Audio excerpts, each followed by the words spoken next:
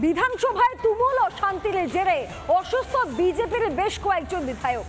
সৌজন্য তো দূরের কথা, উল্টে প্রতিপক্ষদেরকে নিয়ে কুকথার ফুল ঝরে শাসক দলের। চন্দ্রিমা ভট্টাচার্য থেকে শুরু করে শোভনদেব চট্টোপাধ্যায় কুকথার প্রতিযোগিতায় নেমেছেন বিধায়ক মন্ত্রীরা।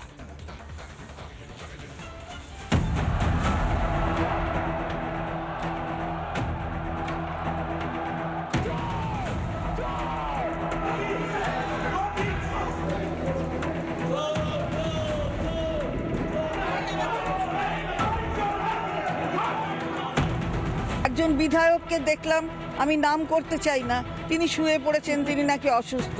তার হৃদয়টা বাঁদিকে না ডান দিকে আমরা জিজ্ঞাসা করছি। বাহ, কি নির্লজ্জের মতো মন্ত্রী বললেন, তাই না? বৃহস্পতিবার বিধানসভার এই বিশৃঙ্খলা নজির হয়ে থেকেছে গোটা দেশে। ঠেলাঠেলি ধস্তাধস্তিতে অসুস্থ হয়ে পড়েন বিজেপি বিধায়ক শঙ্কর ঘোষ, মিহির গোস্বামী, বিধায়ক বঙ্কিম ঘোষ। অথচ সহমর্মিতারও দূরস্থ রাজ্যের মন্ত্রী বিরোধী বিধায়কের অসুস্থতা নিয়েও কটাক্ষ করলেন। একজন বিধায়ককে দেখলাম, আমি নাম করতে চাই না, তিনি শুয়ে পড়েছেন, তিনি নাকি অসুস্থ। তার হৃদয়টা বাঁদিকে না ডান দিকে আমরা জিজ্ঞাসা করছি। তাই কারণ দেখলাম যে ডান দিক ধরে উনি সাংঘাতিক একটা কি যেন করছেন, অসুস্থ হয়ে গেছেন এমন একটা ব্যাপার যেন। তৃণমূলের জমানায় কিছুই বড় ঘটনা নয়। বিধানসভায় বৃহস্পতিবার যা হলো সেটাও নাকি ছোট ঘটনা। রাজনীতি এতে খুব ছ্যাবলাম, রাজনীতি কি আছে? কেউ আহত হয়েছে বলে আমি জানি না। ছোটখাটো ধাক্কাধাক্কিতে জ্বালা লেগেছে, কোনো আহত বলে চালিয়ে দেওয়া হয়। ধাক্কাধাক্কিতে স্বাভাবিকভাবেই একটু দূর আগতে পারে, এটা কোনো বড় ব্যাপারই না।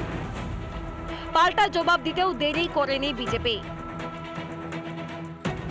ভেবেছিল একটা শুভেন্দুকে বাইরে রাখলে ফাঁকা মাঠে গোল করে বেরিয়ে যাব, রোহিঙ্গা আর বাংলাদেশি মুসলমানদেরকে সাপোর্ট করব, বাংলা বাঙালি বলে বেরিয়ে চলে যাব, গোল করে দেবো আইপ্যাকের বুদ্ধিতে।